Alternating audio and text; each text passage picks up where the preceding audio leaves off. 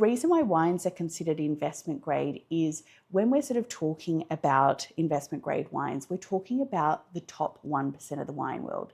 These are wines that have, as I said, built up that track record of being a collector favorite and performing well on the secondary market.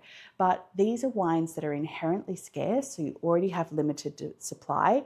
You then have that track record, reputation, the quality of the wine, the long drink window, which means that you do have demand that tends to sit higher than supply.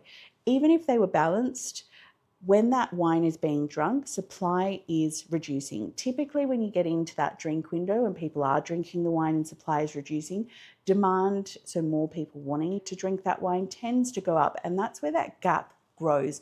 And that's essentially what makes it valuable. So these are, as I said, some of the best wines in the world. The Reserve Pinot is actually considered the best Pinot that you can get in Australia. It's known for its consistency and its character. That can be really difficult to balance in a wine. This one is beautifully plush, but it's got that energy which we love. And that really comes from the acidity that helps to drive that fruit forward.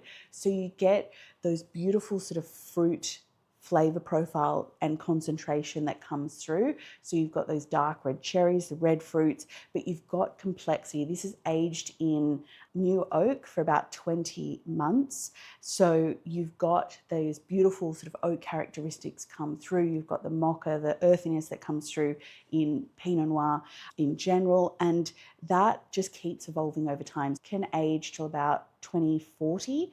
So you've got that beautiful long drink window. It is a beautiful, exceptional quality wine. It also is incredibly scarce. This wine is produced using just 5 rows of vines. That means we're talking very limited production. So incredibly, incredibly scarce. I'm actually stoked that we were able to source this for a customer, given that this is a back vintage, so 2018.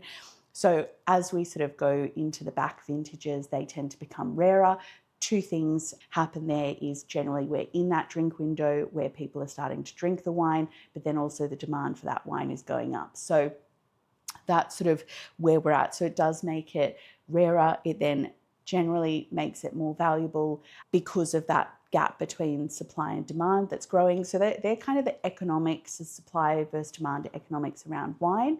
Supply demand is really the only thing that you need to master with any type of investment, but it's also understanding the factors that play into that supply and demand. So